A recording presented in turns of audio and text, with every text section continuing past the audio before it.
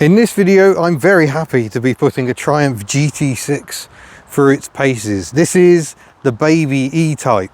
In some ways, we've got a sleek fastback body, we got a 6-cylinder engine, but there is a reason this car was about half the price of an E-Type back in the early 1970s, and even today represents excellent value. Early E-Types, you're talking £100,000 or more, whereas a GT6 can be had for sort of mid-teens, maybe pushing 20 for a really nice one. So why is it so much cheaper? One reason is because under the skin, this car owes an awful lot to the Triumph Herald, launched in 1959. As we've covered in the previous Vitesse test, Triumph was forced to go separate chassis for its new baby car, but what that allowed it to do was to develop things like the Spitfire and here the GT6, all on the same platform, the same backbone chassis, without the outriggers on the Spitfire and GT6. We've still got very pretty styling by Giovanni Michelotti in Italy, and it initially began as a Spitfire coupe, and indeed some Spitfire coupes did race at Le Mans, but they quickly realised that for production the 4-cylinder engines weren't going to cut it, so they fitted something much larger. In 1962, Triumph launched a Vitesse, which was a Herald with a 6-cylinder engine, just a 1.6 initially, soon went up to 2 litres, and when the GT6 was introduced in 1966, it used the 2-litre 1991 cc version of this 6-cylinder engine. A good amount of power for what is a fairly light car. And while we're in here, we obviously see you've got this excellent engine access. You can perch yourself on the tyre and set about doing your tinkering. I've got the distributor right here, the coil, fuel pump, oil filter, which I think is a later remote item. It's all very easy to access, and that was definitely one of the boons of being based on the Triumph Herald. Certainly much better access when you get on your E-Type Jaguar, where the bonnet opens to about here and you can barely get at anything at all. Really nice power plant. They can develop crankshaft issues, the thrust washers can suffer. This one is freshly rebuilt. I should probably clarify, the car has been put back together from a kit of parts by Tim at Cambrian Classics, our friend Tim, but he didn't do the engine. He's done lots of stuff around it. He's replaced a good section of the floor in the back, and he's recommissioned the car, fitted new tyres, and just gone through it and made it a good road car again.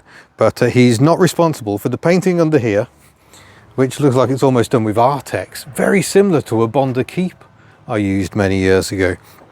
And the engine, all he's done is tune the engine. He hasn't done anything significant. It was already rebuilt when the car came to him, and it's been a lengthy project, but I think an enjoyable one. Lots of challenges putting this thing back together. It's always difficult rebuilding someone else's project, but yeah, the owner has had the car for quite a long time. I'm sure he's looking forward to putting many happy miles on it. Get the hatchback as well, of course, if I can remember how to do it. There we go. Springs up, actually a useful load area. I don't know whether some of them actually had a tiny rear seat, but this one just has extra storage space. And I think we've got some under the floor here as well. There are 2 pieces of plywood which give access to spare wheels, spares, bits of trim, etc. for the owner to take away with them. So there's definitely space in here to have a little weekend away. Perhaps even get more in than you expect. We've even got, look, the Triumph workshop manuals in here. Tim is never happier than when he's got the original manuals for a car. So here we go. So all about the engine, measuring the float height on the carburetors, which I think are Strombergs on this car. Yeah, Zenith Strombergs, radiator, dial gauges on the top of the engine to establish top dead center. Heady stuff. Sadly, we don't quite have time to go through all that, but it's always nice when you have the original manual. Oh, there we go. And now the bit you've been waiting for, where I'm going to get into it. It's quite a challenge, folks. Fold your legs in. Oh, like so. There we go, I'm in. But come and look at the driving position. It is quite odd, a bit like the Vitesse, because the gearbox is huge and right here. The pedals are offset to the point that the clutch pedal is in line with the right hand side of the steering wheel, so it's quite a skewed driving position. Not an uncomfortable one, but yeah, it definitely feels a little strange at first. And just like an E-Type, the steering wheel isn't quite facing you perpendicular. There's a very slight angle on it, but the gear lever with the overdrive switch on top falls really nicely to hand. There's a little armrest here as well, and it just feels very sporty. I've got a view of the huge bonnet hump ahead of me. It feels very purposeful, even if there are a few downsides to those separate chassis origins. It's a bit clangy at times perhaps, but still it represents Triumph doing amazing things with tiny budgets. There's something else I haven't shown you, is where the ignition key is. It's all the way down there. Hello! It's like down by my feet. So that's convenient. Ergonomics have come a long way, people. But you know, we've got fresh air vents on the dash. We've got the heater, heated rear window, got an extra oil pressure gauge, and a more modern head unit with some of those retro looks. Control wise, indicators right, main beam control there, and overdrive switch on the gearbox, which I don't like. I think it's much better to have an overdrive you can do with a lever, because then you don't even have to take your hands off the wheel. I've got the hazard light switch right in front of me. Right, you're muted. Oh yeah, it's got a good rhythm. But yeah, that's about it really. It is very cozy, because this is like an MGB rival, but it's based on a Spitfire, which was a midget rival. So it is definitely cozy and compact. But I will say an E-Type is not a very big car in actual fact. We have got a Webasto roof for a bit more ventilation, but it's an original, very, very old one. We are not going to be opening that today, much as we could actually do with doing so. But the rear quarter lights do open if we feel we need a bit more ventilation. But I think it's probably about time we start the engine. So I'm going to reach all the way down here. This is not a car you want to stall. And there we go, the freshly rebuilt engine comes into life. Because the engine has just been rebuilt, it is still being run in, so I'm afraid we will not be going for any red line heroics today. But I think we'll be able to show you just how awesome this car sounds nonetheless. But it would be very remiss of me not to do a wiper test. So here we go. Oh yeah, the switch is not the best. The wiper blades are a little old car in their effectiveness, but look at this chasm of disappointment in the middle. And there isn't quite an overlap, so there's a chasm of disappointment going on there. Maybe you could put this one up a bit more, but then you're not going to be able to see very well going forward, so I think we'll just pretend we didn't see that. Wipers weren't always the best in the old days. So clutch goes down, first gear selected, little handbrake off, and off we go. You feel so very, very low to the ground in this car. And we must talk about suspension, because the first GT6s just had the same swing axle suspension as the Herald, which made them terrifying, because that rear suspension would develop positive camber as the car leaned around a bend, and it could cause jacking over, where effectively the car fell over its own rear wheel, which most people would consider to be undesirable. So they developed a Rotaflex independent rear suspension for the Vitesse and the GT6 that was fitted to the Mark II GT6 and the early Mark IIIs. But by the time this car was built, this is like late 72, early 73 I think, they'd gone for a swing spring setup where the transverse leaf spring could move on the top of the diff, and that removed that jacking system and was a lot cheaper. Because of course we are talking by the time that British Leyland is in charge of Triumph, and yeah, cost cutting was what it was all about. Eventually we may get out of this junction.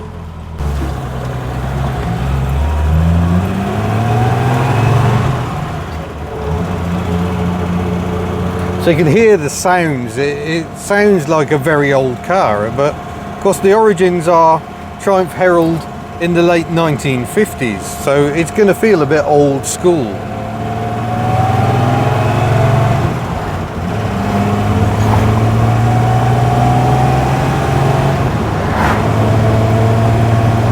And it feels a lot faster than it really is.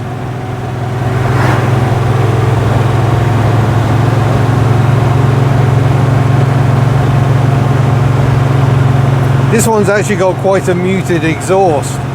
One of these with a sports exhaust really is quite something.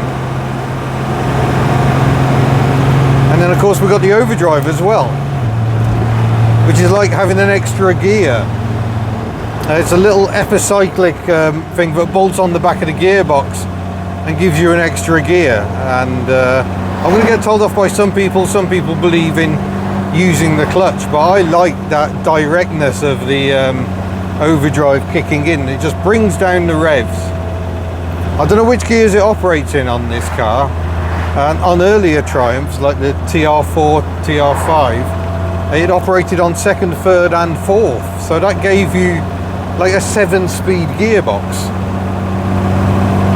But we're going up quite a steep hill at the moment. We've got the overdrive in, and I'm barely tickling the throttle. The torque is vast for the size of the car. Just look at that mighty bonnet bulge.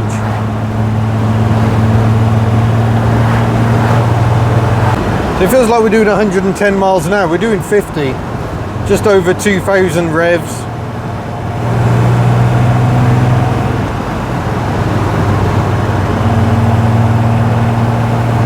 So even though we can't really let her scream, we can get a good feel for what this car is like, and the soundtrack is a bit like a muted E-Type, I'm going to say. But lovely direct steering, and because it's Herald based, the turning circle is absolutely minute. The Herald was about 25 foot, I think, which is considerably less than most cars. It's like London taxi rivaling turning circle. And the GT6 never sold in particularly massive numbers, I think because it was getting a bit old school by the time it really came out. It was the last of the small chassis Triumphs to be unveiled, so did declutch for the drop back down the gearbox again. So I think less than 20,000 of each mark of GT6 were made, so the Spitfire was the one that sold in bigger numbers. Right, we've got a bit of a clearer road, so here we go.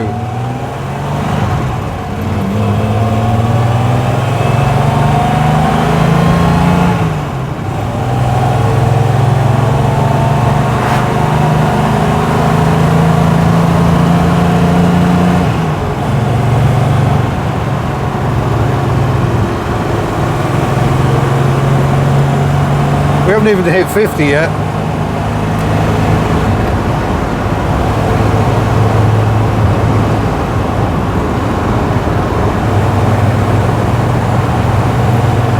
This is one of those cars you definitely do not lift mid-bend. They can be a bit skittish, especially in the wet. You definitely have to respect them a bit more than, say, an MGB, I think. And the refinement isn't quite MGB level either. You can feel a bit of a shake and a rattle and a roll as you hit the bumps, but it definitely feels a very exciting car to drive.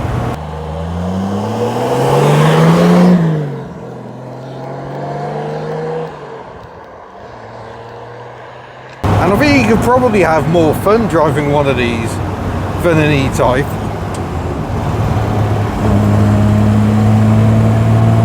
Because it feels so much fun at fairly humdrum speeds, really.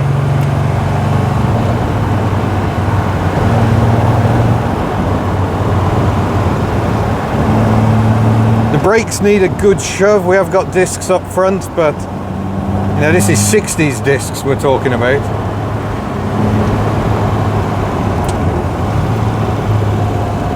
Changing gear just with a finger press. Yeah, we're only just starting to travel the speed limit, and I'm having a great time. This feels really quick because you sit so low down and everything feels so direct. It's you can come down here in your Jaguar Yaris and it is not going to be as entertaining as this at 40 miles an hour. Have to remember also the tyres are pretty skinny for the power we got on offer here. But for driving around on a day like today, blue sky, bit of wind in the mullet, it is yeah, a good driving experience.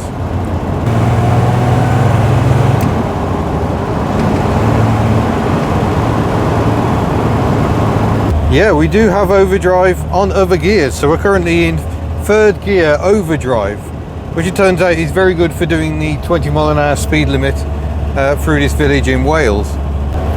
But yeah, I think so often in the British motor industry history, there are cars that exist through some very plucky engineering, and they're not necessarily the best cars in the world, but nonetheless, they actually made something happen. They were actually able to sell in reasonable numbers. The Land Rover Discovery is another one. When that came out in 1989, the chassis under it was already 19 years old, and it was a good success. So it's amazing what a few British blokes in a shed can achieve. I see national speed limit sign, so I'm going to come back out of overdrive, get the revs up a bit more, wait for it, wait for it.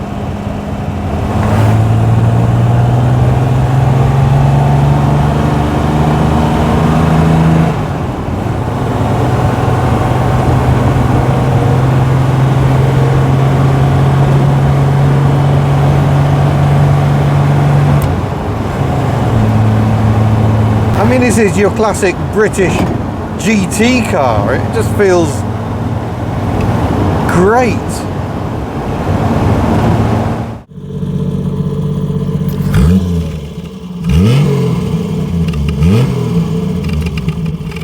So there we go. That was the Triumph GT6. A fantastic little package. It's not the best sports car out there, but by heck is it a lot of fun, and it does live up to the cliche. I think it is the baby E-Type, or the poor man's E-Type. I mean, just look at the lovely styling. I think the styling of the GT6 is actually much more lovely than the Spitfire. The fastback roof just works so very well, and I will always take the 6-cylinder option. It just sounds absolutely lovely, very smooth with a standard exhaust on, and just the amount of torque just means it's absolutely effortless to drive. Not quite so effortless for me to squeeze myself into it, but once you're in, there's plenty of space. So a very entertaining prospect. So thank you very much for watching. Don't forget you can head to our store if you would like to buy some lovely merchandise, link in the description, and check us out on the short format as well. YouTube Shorts, TikTok, we're on Instagram Reels, Facebook, Twitter. We'll be doing some little shorts of this very car as well if you just need some more of that delicious noise. So yeah, we'll see you in another road test. Farewell.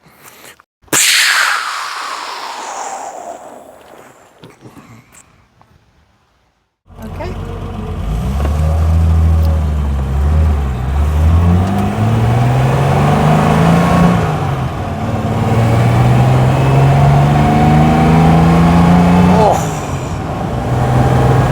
It just sounds so good.